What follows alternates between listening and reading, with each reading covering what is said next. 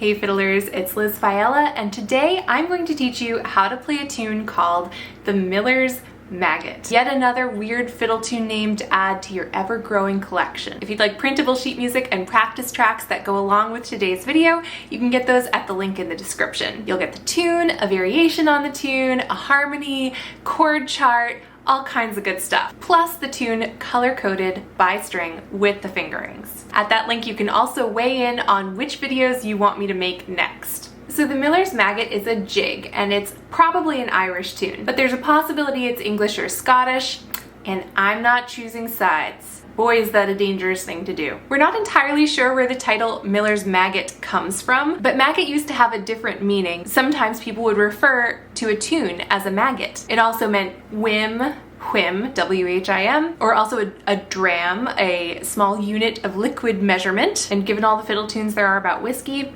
would not be surprised if that's where it came from. At any rate, we get a really good title out of it. First off, let's figure out what key signature we're in so we know where our fingers are going to be. We are in the key of G major, so let's play a G major scale starting from your open G string. It goes like this: G, 1, 2, 3, D, 1, 2, 3.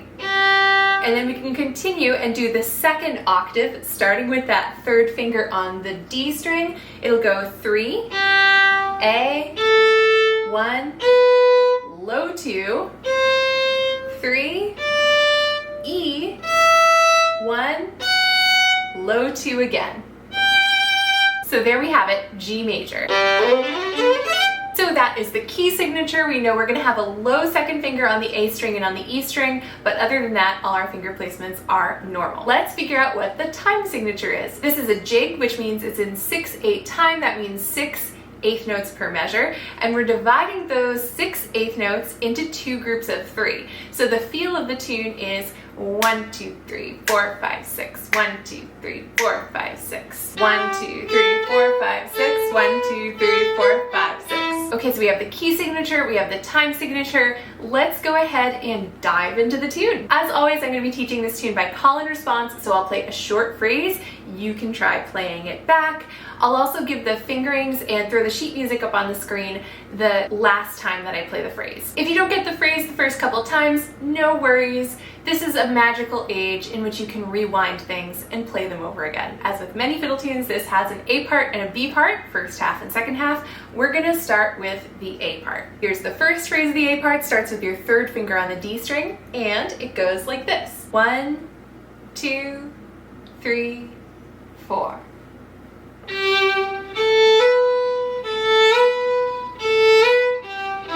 Let's do that again.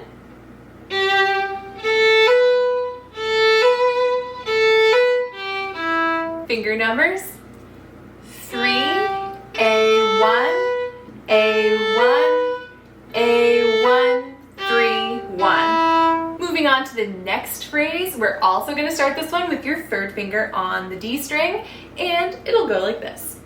1, 2, 3, 4.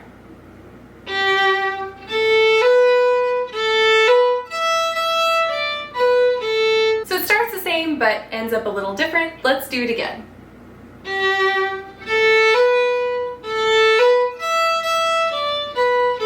Finger numbers: 3, A1, A1, E, 3, 1, A. The next phrase is the same as the first phrase of the tune, so we already know it. So that part starts with your third finger on the D string. 1, 2, 3, 4.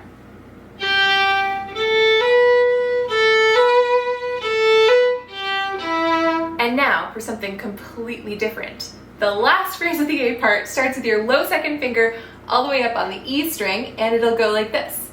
1, 2, 3, 4.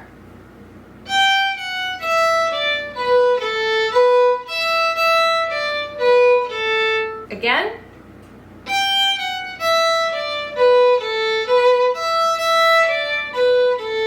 Finger numbers: low 2, 1, E, 3, 1, A, 1, E, 3, 1, A. That is the entire A part. Let's play all of that first half of the tune now. So starting with your third finger on the D string, it'll go like this. 1, 2, 3, 4.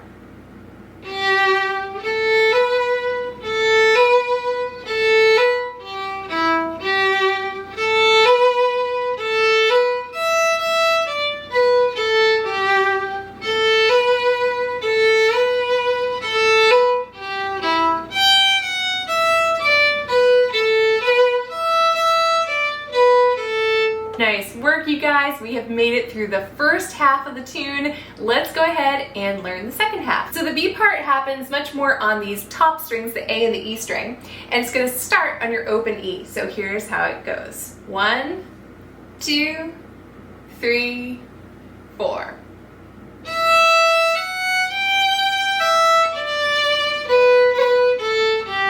Let's do that again.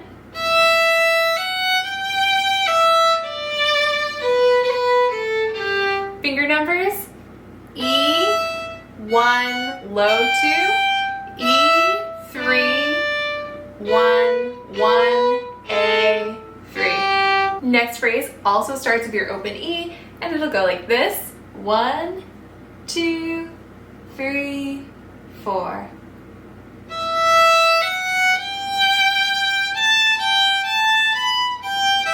Again.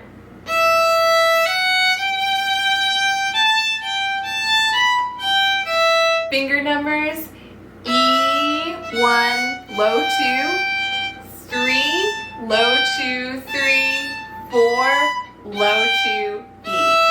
The next phrase is the same as the first phrase of the B part, and so that's going to start with your open E string. It'll go like this. 1, 2, 3, 4.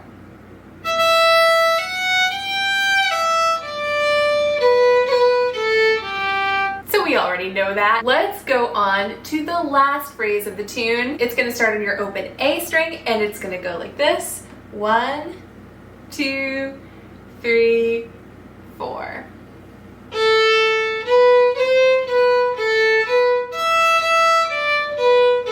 Let's do that again.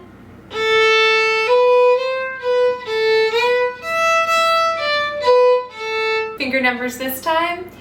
A, 1, low 2, 1, A, 1, E, 3, 1, A. And that wraps up the tune. That's the entire second half. Let's play it from the beginning of the B part all the way to the end. So it starts with your open E string, and it'll go a little something like this. 1, 2, 3, go.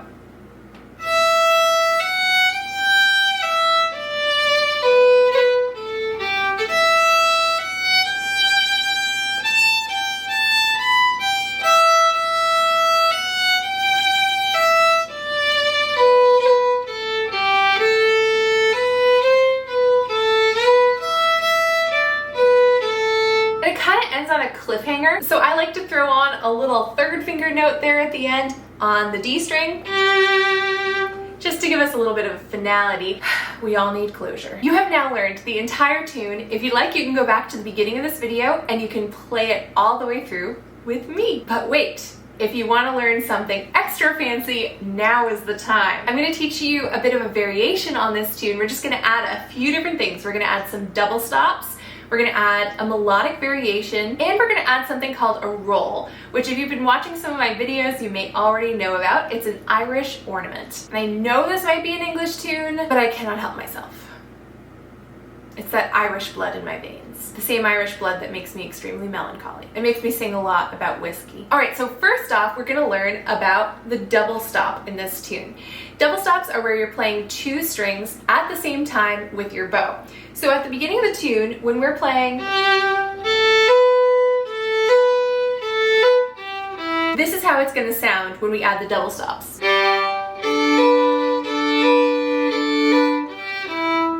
Adds a little oomph to those notes. What you're doing is you're just playing the open string below the melody. So when you start that section off with your third finger on the D string, you're also playing the open G below it, but you're playing them with your bow hitting both those strings at once.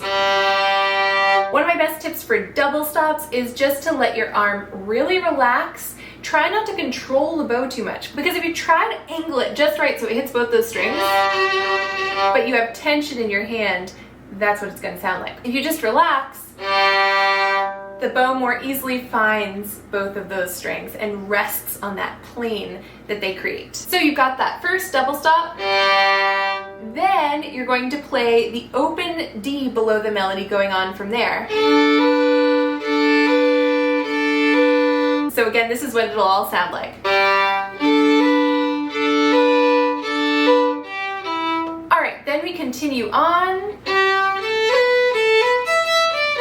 And here's where the melodic variation comes in. This is what this section will sound like with the melodic variation.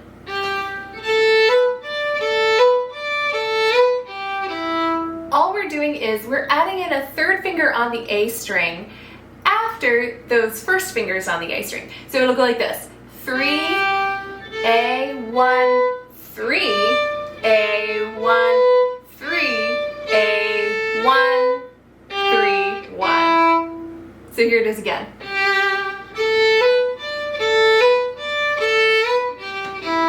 If you'll notice, I'm also throwing in a few slides here and there. That's totally optional, but fun. When you're going from the open A string to the first finger, you can do that little swoopy slide. It sounds really cool. Moving on, the next variation is going to be in the B part. It comes after you play.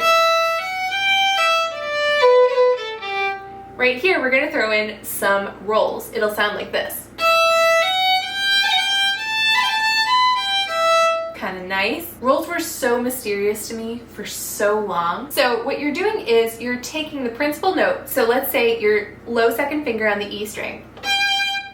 You're playing that principal note, the note above, principal note again, note below, principal note again. So that's 2, 3, 2, 1, 2. You're doing that all in one bow.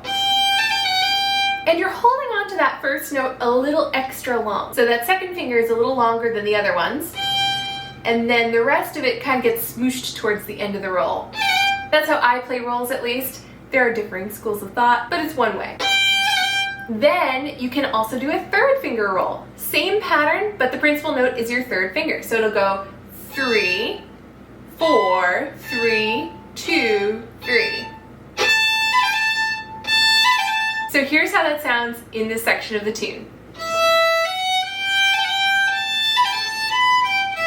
And those are all the fancy additions we're going to have in the variation. And if you'd like to try playing the variation along with me, you can scroll back to the beginning of the video and try playing it along with the recording. All right, you guys, that does it for today's tune. If you'd like the printable sheet music and the practice tracks that go along with today's tune, you can get them in the link in the description. You'll get the tune, the variation, harmony, chord chart, color-coded sheet music, and the bowings are written in as well. Plus at that link you can weigh in on what videos you would like me to make next. I'm so thankful to be starting a brand new year of fiddle tunes with all of you. There's a lot to come, so stay tuned and happy fiddling. Bye.